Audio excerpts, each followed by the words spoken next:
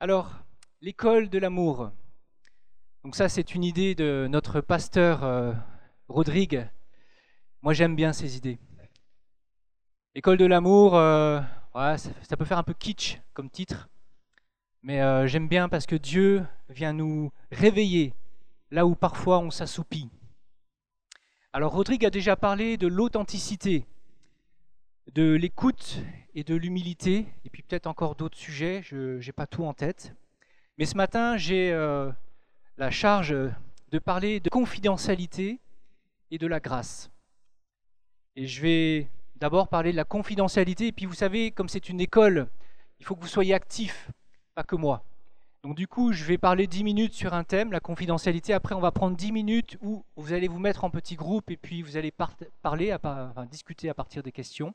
Et puis après, je vais reprendre la parole pour 10 minutes sur le pardon, la grâce, et on va refaire encore 10 minutes d'échange. Voilà. Et avant, comme introduction, je voulais vous partager une pensée qui m'est venue au matin de prière, mardi. Dieu comme ça, alors moi je suis pas le genre à être bien réveillé le matin, en plus là j'étais fatigué, j'avais pris en plus qu'un café, mais Dieu m'a parlé, comme ça, paf, une pensée très nette, très claire, on sait que c'est de Dieu, et je pensais bien de vous la partager. Peut-être que vous avez entendu, depuis quelques semaines, même quelques mois, on en parle, qu'on a une ambition ici, c'est de relever les standards. Alors je ne sais pas si ça vous parle, ça fait un peu américain d'ailleurs cette phrase, relever les standards. Qu'est-ce que ça veut dire? En fait, on a des valeurs qui sont bien définies, qui a été un travail fait par l'équipe de direction avant la nouvelle, un remarquable travail. Et on a identifié des valeurs qui sont chères à clé. Vous savez, les valeurs, c'est ce qui est important pour nous et c'est ce qu'on veut vivre, c'est ce que nous voulons vivre. La grâce, la passion, les relations, la joie, le service, l'excellence et l'implication. Et c'est beau d'avoir des mots, d'avoir comme ça des slogans, etc. C'est bien, mais ça ne sert à rien si ce n'est pas vécu. Et actuellement, Dieu nous met à cœur de relever les standards, d'élever les standards, c'est-à-dire on veut vivre ces choses, mais d'une manière plus forte, d'une manière plus élevée. Et je crois que c'est vraiment quelque chose de Dieu qui nous dit, élève-toi, élève-toi mon Église. Et cette pensée qui est venue pour moi mardi, c'était, mais finalement, pourquoi Dieu nous demande de relever nos standards? Pourquoi? Et puis là, on pourrait se dire, ouais, on a envie d'être une chouette église. Et on l'est, je pense. On a envie d'être des chrétiens vivants, etc. Mais ça, je pense, c'est des conséquences. C'est la conséquence. Mais ce n'est pas ce qui est le cœur, la motivation et la cause profonde. Et je crois, et c'est là où Dieu me parlait, c'est Dieu nous demande aujourd'hui de relever nos standards, de nous attacher à cela à cause de son amour. À cause de l'immensité de son amour. Parce que Dieu ne renonce pas à son amour et aux standards de son amour. Et qu'il n'abaissera pas le niveau et la qualité de son amour. Et il dit, à travers la bouche de l'apôtre Paul, « Soyez enracinés et fondés dans l'amour » Éphésiens 3, pour être capable de comprendre avec tous les saints la largeur, la longueur, la profondeur, la hauteur, et de connaître l'amour du Christ qui surpasse toute connaissance. Et quand Paul dit cela, c'est intéressant. Il ne dit pas cela comme ça en passant. Il dit cela à genoux. Il dit, je fléchis les genoux devant le Père. C'est une prière intense de l'apôtre, parce qu'il sait que l'Église en a besoin. Découvrir l'amour du Christ, découvrir l'immensité, la largeur, la profondeur. Alors j'avais une image pour cela, si tu peux la mettre. L'amour, voilà, c'est ça. Nous, on connaît la partie émergée de l'amour, mais l'amour de Christ est beaucoup, beaucoup plus grande. Et simplement, laissez-vous impacter par cette image. Je pense que c'est une image juste. Je n'ai pas lancé mon chrono. Ok. Alors je vais, dans cette pensée-là en fait, je vous invite à reconsidérer la confidentialité que je vais aborder maintenant et puis la grâce avec cette ouverture de cœur, avec cette recherche. Quand on disait, il y avait ce chant, on disait je veux connaître ton amour. Je ne sais plus comment c'est dit. Je veux connaître ton cœur. Soyons comme cela. cherchons avec persévérance de connaître son cœur jusqu'à ce qu'il y ait quelque chose qui bouge en nous et qui grandisse en nous. Ah, c'était mon intro. Alors maintenant, je vais aborder donc un aspect de l'amour qui est très concret, très pratique, c'est la confidentialité. La confidentialité, c'est-à-dire garder le secret, respecter une information qui n'est pas là pour être divulguée partout. Alors il y a un passage qui dit, dans Proverbe 11, si tu peux le... Voilà. Le médisant divulgue les secrets. Un homme de confiance tient la chose cachée. Alors dans de nombreuses situations, ça peut être au travail, ça peut être dans une réunion, on a plein de réunions, ça peut être même une réunion d'église, puis aussi dans des moments plus intimes de partage avec des amis, ou quelqu'un de notre famille, ou avec un frère dans l'église, une sœur. Ces moments où on partage quelque chose d'important pour nous, qui peut être sensible, puis on sent qu'il y a la confiance qui est là, et puis on partage, on ouvre une partie de son cœur. Des moments d'intimité et des moments aussi de fragilité. Parce que quand on partage quelque chose qu'on ne souhaite pas que ce soit divulgué partout, c'est un moment où on s'expose. Le secret n'est pas une mauvaise chose. Dieu d'ailleurs dit qu'il se tient dans le lieu secret pour écouter nos prières, dans Matthieu 6. Dieu se tient dans le lieu secret pour recueillir nos confidences. Et Dieu aussi fait des secrets. Il ne dit pas tout à tout le monde, mais il révèle certaines choses, parfois à certaines personnes. Le secret protège. C'est un des aspects du secret. Un exemple, c'est que moi, je suis père, je ne vais pas parler à mes enfants de tout ce que j'ai connaissance. Parce que je n'ai pas envie que mes enfants s'inquiètent ou prennent quelque chose qui n'est pas pour eux.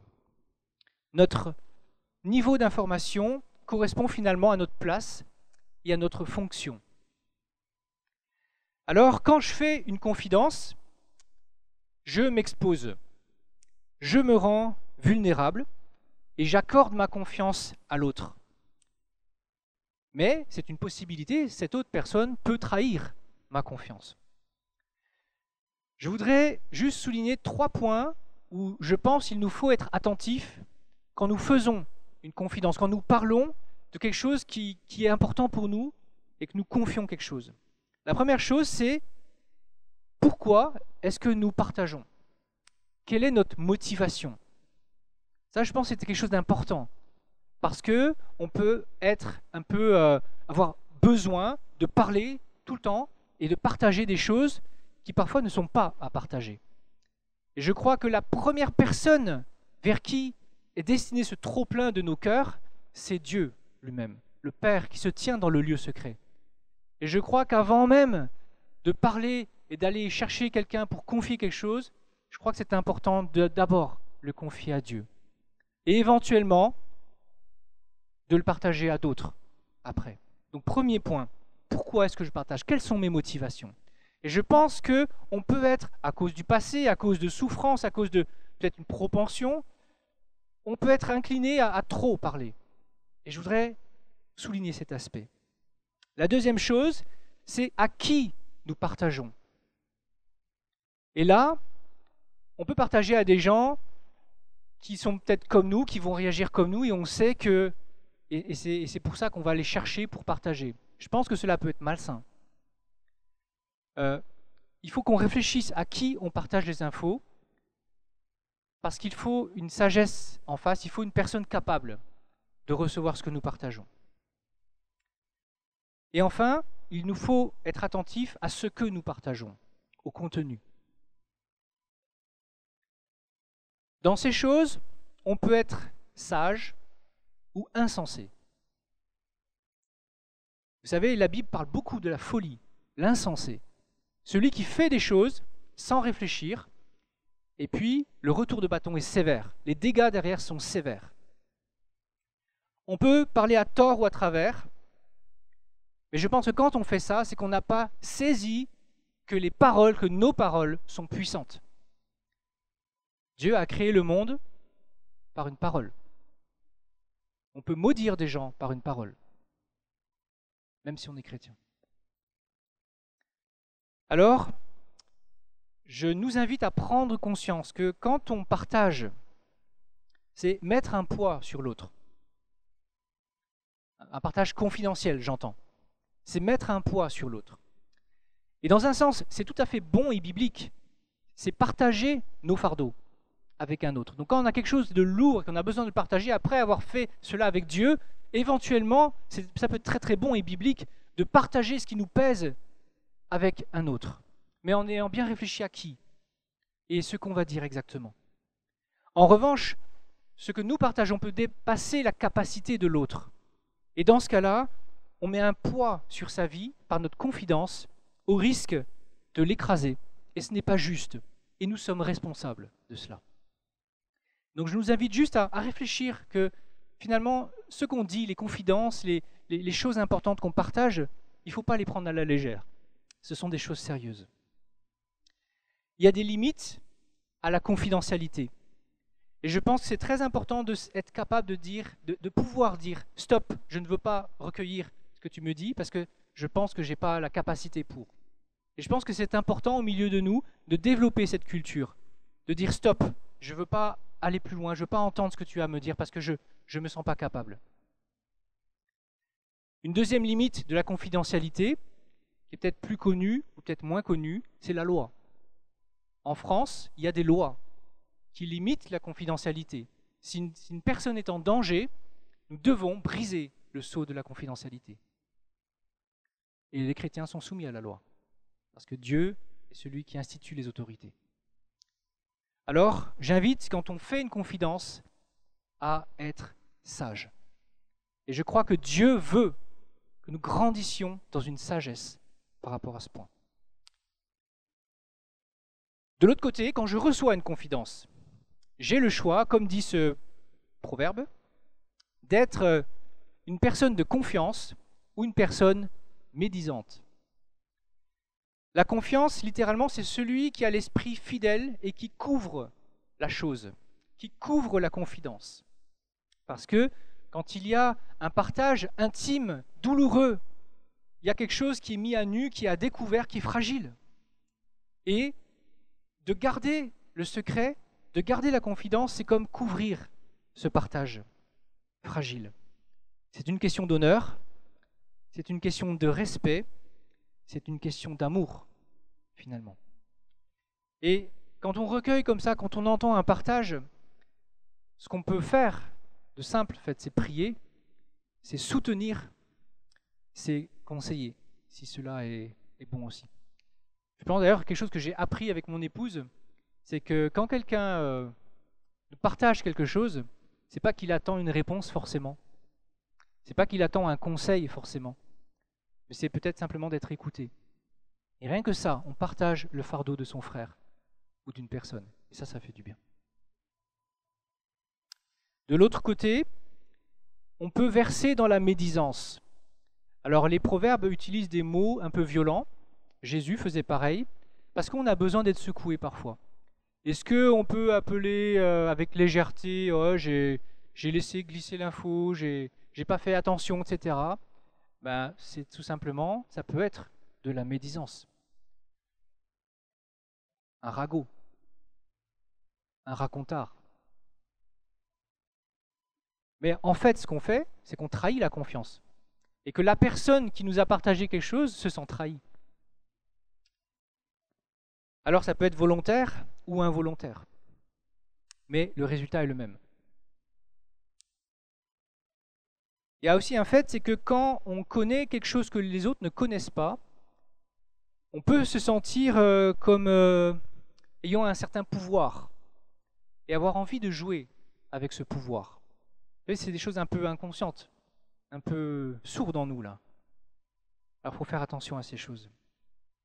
La Bible met très très sévèrement en garde les chrétiens contre un petit membre de notre merveilleux corps qui est si difficile à dompter, Tu me tires la langue. Serge connaît sa Bible. En Jacques, Jacques nous dit la langue est un feu, le monde de l'injustice qui peut embraser une existence est pleine d'un venin mortel. Et quand Jacques dit ça, il s'adresse à des chrétiens. Et il dit la langue peut bénir d'un côté et maudire notre frère de l'autre. Alors, je vais m'arrêter là pour mon partage. Il y a largement plein de choses à dire encore, mais je ne vais pas les dire. Mais simplement, je propose qu'on se mette maintenant en groupe de 3, 4, et puis de partager à partir des questions qui vont être projetées sur la confidentialité, tant quand vous faites une confidence que quand vous recueillez une confidence, et de répondre donc à ces questions. Évalue-toi de 1 à 10 dans ces domaines. Qu'as-tu à gagner ou à perdre à garder le secret? Et quels sont les indicateurs qui montreront tes progrès? Comment tu vois que tu progresses? Comment je peux identifier que je progresse? Voilà. Je vous propose 10 minutes. En groupe de 3-4.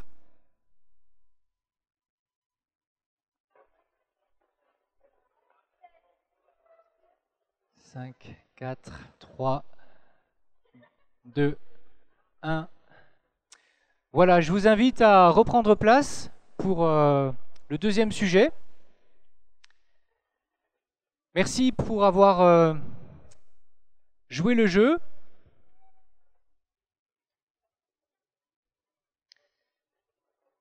Finalement, c'est intéressant de voir que, comme une ruche qui butine,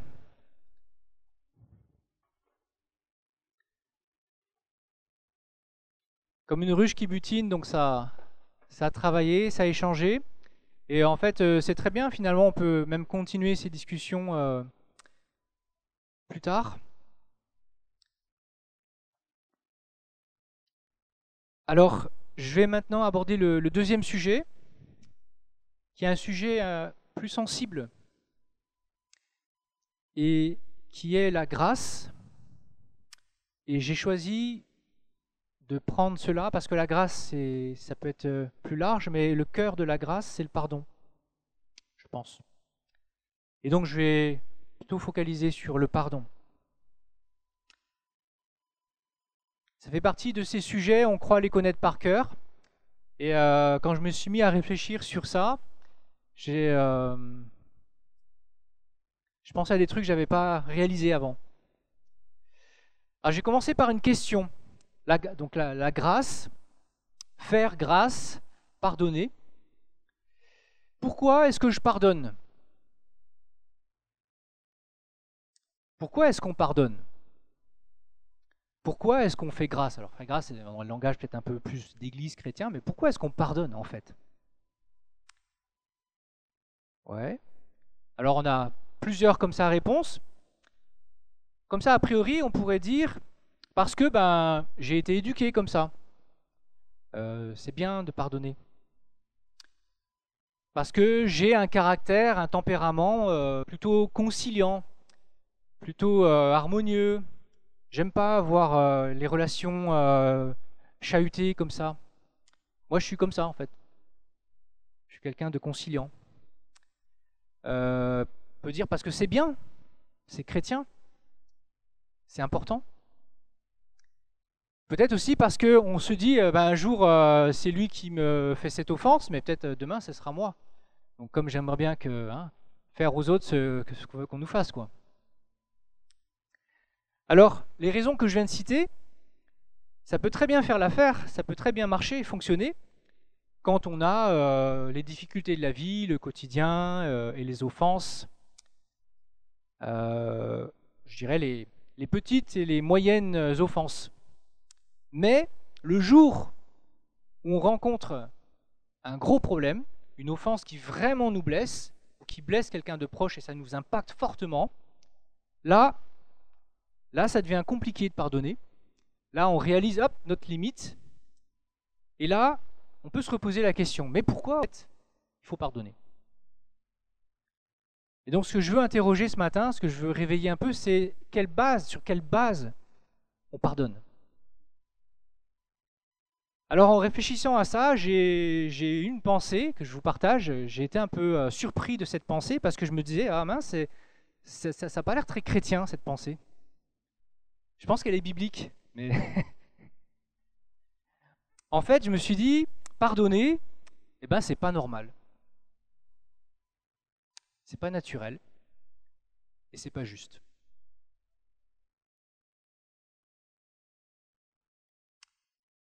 Chacun sent au fond de lui, quand il y a une grave offense, pardonner, c'est pas naturel. On le sent. Il y a un truc qui crie en nous, mais c'est pas juste. Alors chacun peut avoir des exemples en tête. Et je pense que quand on est à ce niveau-là, notre bonne éducation, nos efforts pour être bons chrétiens, eh ben, ça suffit pas, ça suffit plus. Et en fait, c'est pas du tout une base solide, ça, pour pardonner. Parce qu'en fait, en vrai, je crois, le pardon, c'est pas juste. Ce qui est juste, c'est que le coupable y paye. Ce qui est juste, c'est que le coupable soit puni. Ce qui est juste, c'est qu'il y ait un châtiment.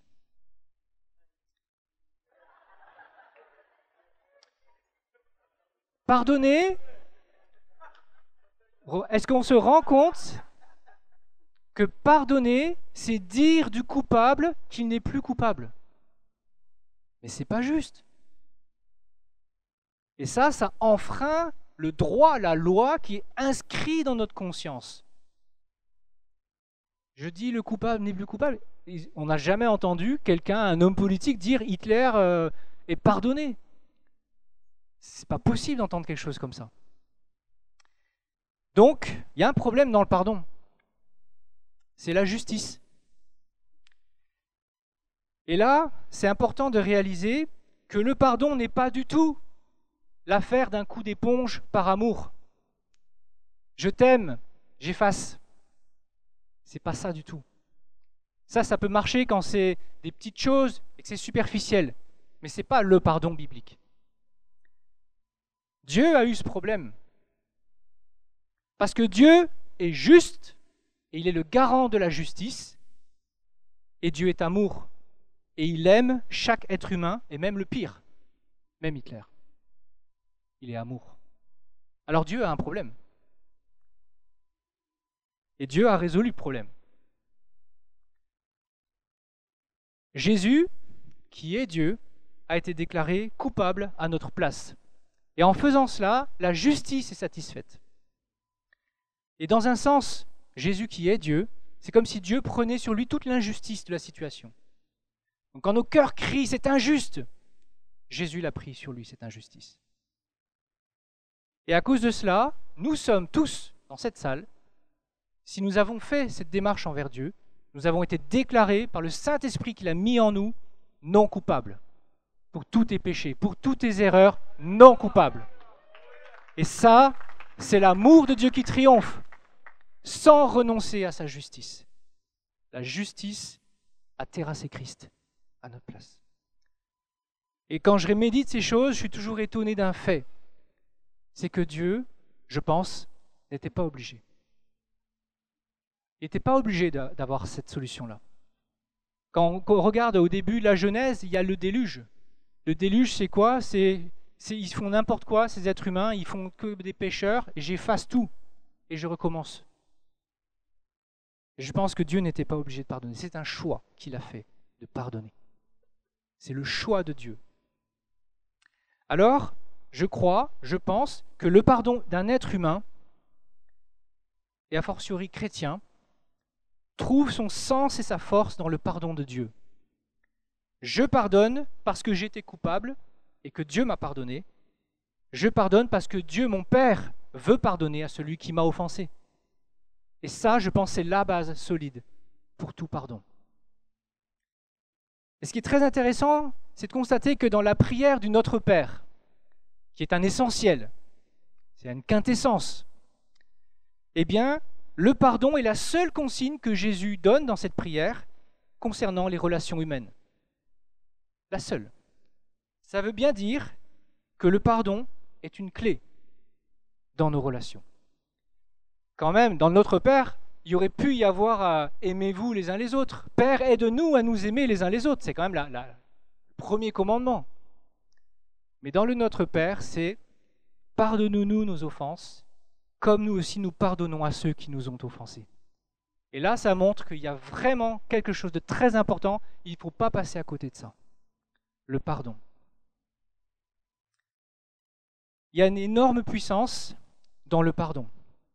Et vous savez, même les mots sont importants. De dire excuse-moi, de dire je suis désolé, eh bien, c'est pas pareil que de dire je te demande pardon. Là, ça va beaucoup plus loin, beaucoup plus profond. Et quand on dit ça, c'est qu'on vraiment on reconnaît avoir été un vecteur, un canal pour le mal. Et c'est important. Parce que c'est là, dans cet acte-là, qu'il y a une puissance qui vient de la croix, qui coule sur la situation, sur le cœur de celui qui a fait l'offense et sur le cœur de celui qui a été offensé. Le pardon protège les relations, comme une muraille. Et vous savez, le diable utilise le péché, utilise le non-pardon, l'absence de pardon, comme un mécanisme pour enrayer toute la machine humaine. Il y a des cycles comme ça qui sont identifiés dans les psychologues, etc. Le ressentiment, l'offense crée le ressentiment, et puis il y a la colère qui vient, qui monte, et cette colère bascule en haine, et la haine bascule en violence. Ce sont des processus comme ça que Satan sait très bien jouer avec. Et le pardon brise ces processus. Le pardon arrête complètement, enraye ces cycles. Alors, nous avons la grâce d'avoir cette révélation du pardon. Et nous avons une responsabilité en tant qu'Église de vivre et d'entretenir la grâce au milieu de nous, et c'est-à-dire de vivre et de pratiquer le pardon. Et vous savez, le pardon devance. La grâce n'attend pas, assis sur un siège, attendre que l'offenseur vienne s'humilier devant moi pour qu'il me demande pardon. La grâce devance. Je pardonne avant même qu'il m'ait demandé pardon. Dieu a envoyé son Fils mourir pour des pécheurs qui ne s'étaient même pas encore repentis. Ça, c'est une attitude. Et c'est l'attitude dans laquelle notre Église peut vraiment grandir, parce qu'en faisant ça, on ferme la porte à l'action du diable. Et dans les différents cercles comme l'APS, on parle abondamment de ces choses, mais il y a vraiment une puissance phénoménale dans l'acte du pardon et dans demander pardon. Il y a une guérison des cœurs. Il y a une liberté qui vient. Et je vais terminer juste sur une idée, c'est que, dans un sens, alors, tout être humain est encouragé à pardonner, et je pense que c'est vraiment un très sage, bon conseil pour des personnes non chrétiennes de pardonner. D'ailleurs, je crois qu'il y a des mouvements comme ça, qui prônent le pardon. Mais, pardonner, pour avoir toute la puissance du pardon, c'est un acte profondément spirituel. Ce ne sont pas du tout nos sentiments et nos émotions qui pardonnent. Et même, ça peut être trompeur de pardonner sur la base de nos sentiments. Il ne faut pas attendre que nos sentiments soient apaisés pour pardonner. Au contraire, c'est un positionnement spirituel. C'est l'être spirituel qui se positionne, qui dit « Je suis pécheur, pardonné par mon Dieu, et je suis un fils et une fille qui imitent mon Père, et qui fait le même choix que mon Père, je pardonne. » Et c'est un positionnement, c'est un choix, et c'est après, éventuellement, que les sentiments évoluent. Vous voyez ce que je veux dire?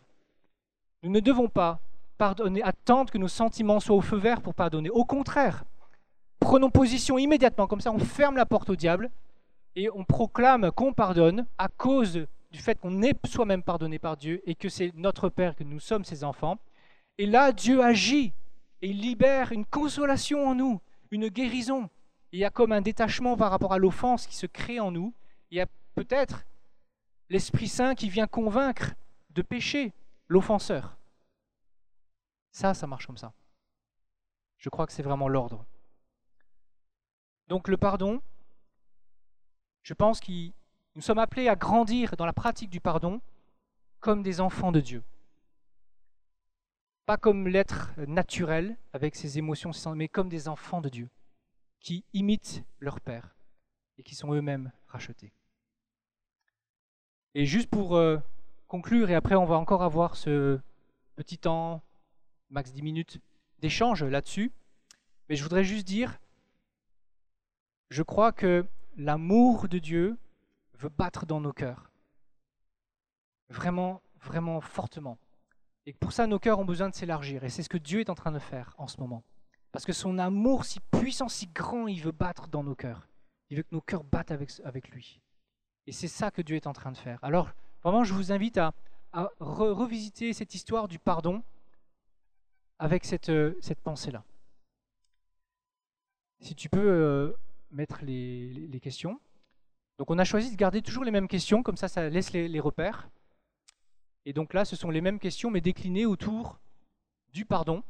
S'évaluer de 1 à 10, qu'ai-je à gagner ou à perdre, à pardonner, et quels sont les indicateurs qui montreront mes progrès.